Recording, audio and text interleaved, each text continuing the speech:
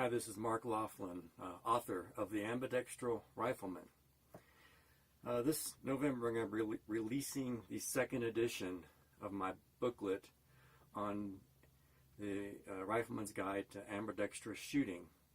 Probably rename it the Ambidextral Gunfighter.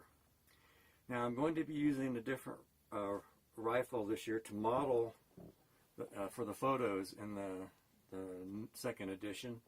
I'm going to be using a BCM RECCE.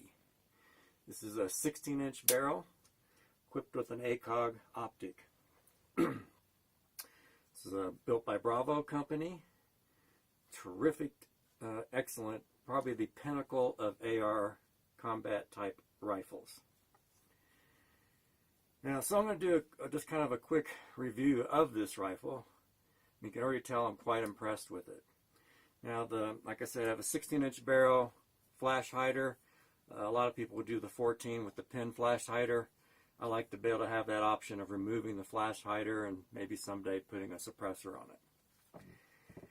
Now, one of the cool things I really like about this rifle, the buffer tube just seems so robust. It seems very rugged. It can take a beating. In fact, I've seen videos online where they're like swinging the rifle and smashing into like a post, and it still doesn't fail to operate. I also like this collapsible buttstock.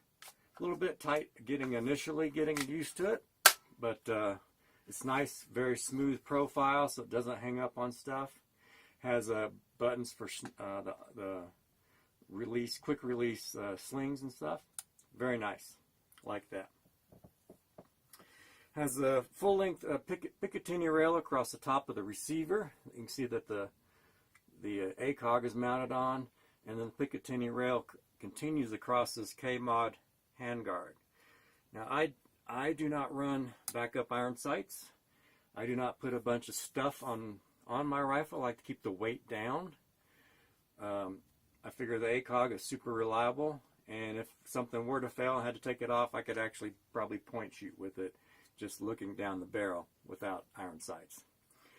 What I like about the K-Mod rail, has a great feel to it. It's ventilated, so the barrel cools off quickly. It's very lightweight. I believe it's made of an alloy of magnesium and aluminum, so super light. I have added a K-Mod quick release spot for the sling. The next thing I like is the grip. It's a nice feel, nice stippling on it, so it's very grippy. And speaking of grippy, it has a rubber pad on the buttstock, which is grippy enough to get a grip, but not enough where you can't shift it around too. So, nice feature, well done. On my rifle, since it's all about ambidextrous shooting, this rifle is equipped with a ambidextrous safety and also an ambidextrous charging handle. Now, I do find the charging handles a little bit, when I get up turkey neck cheek weld to get up right behind my optic, it is really close to me. In fact, sometimes it'll pull some of my hairs out of my mustache, but a nice charging handle. So you can work it from both sides. Like that.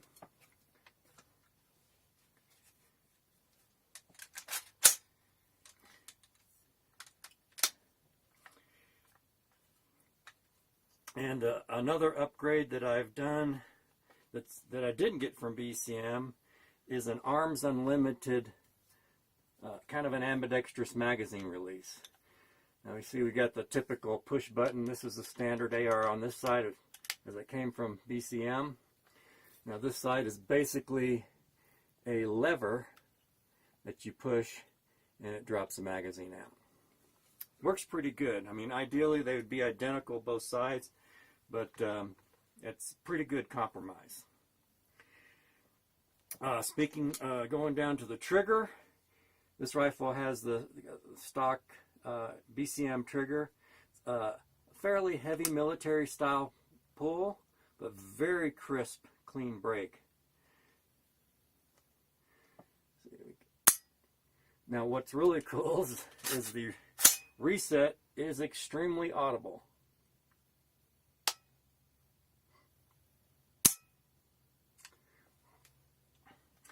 It took me a while. When I first got the rifle, I took it to for an Appleseed. They had an instructors only known distance event, and so I went to qualify for the known distance rifleman score. And the first day I had some problems. I wasn't well, the previous day I'd shot known distance with the 22 with the shorter distance known distance that they have for Appleseed, and my 22 has a very sweet the BX trigger in it. And it's a very light trigger, and so on Saturday when we switched to the centerfire rifles, I was having some difficulty adjusting to the BCM's heavier military style trigger.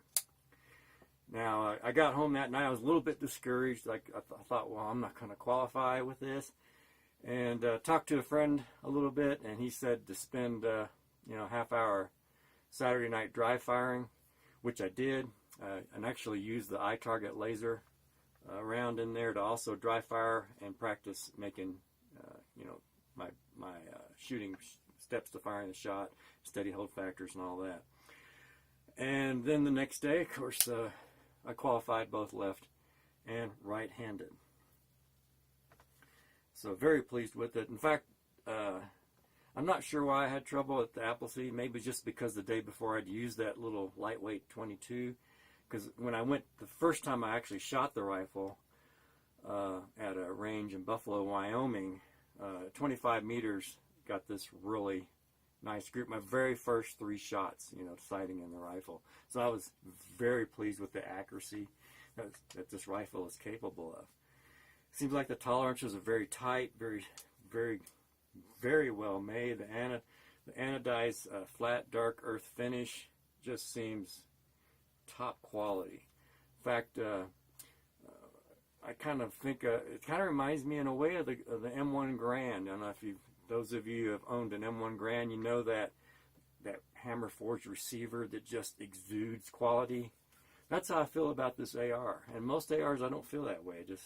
Now, coming back to the ACOG, one of the really cool features, and it's I won't say it's specific to the ACOG, but is what the founder of ACOG describes as the bending aiming concept, which is basically with both eyes open, as you, depending on if you're moving, what you see in the optic blurs, and so your other eye that's not looking through the optic then kind of takes over, feeds your brain visual information from your environment, but the lighted reticle in the optic, your brain takes that and like applies it to what your other eye is seeing.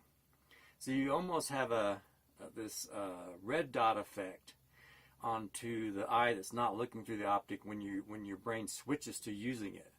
And so then as you move fast, pan across, the optic blurs, and so this eye is the one that's actually seeing the world with the reticle in place in it. Your brain combines the reticle onto what that eye sees.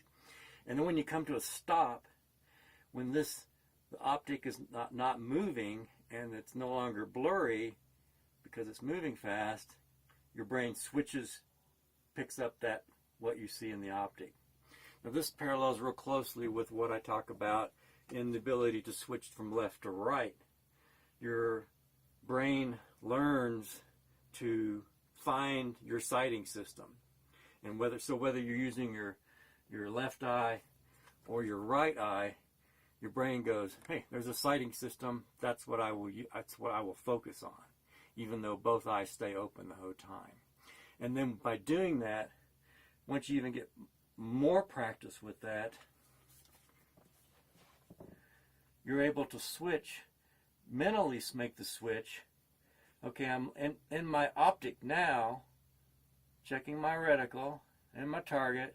Now I can also, without closing an eye or whatever, I can mentally switch to looking at what's going on with the other eye, the eye that's outside the optic.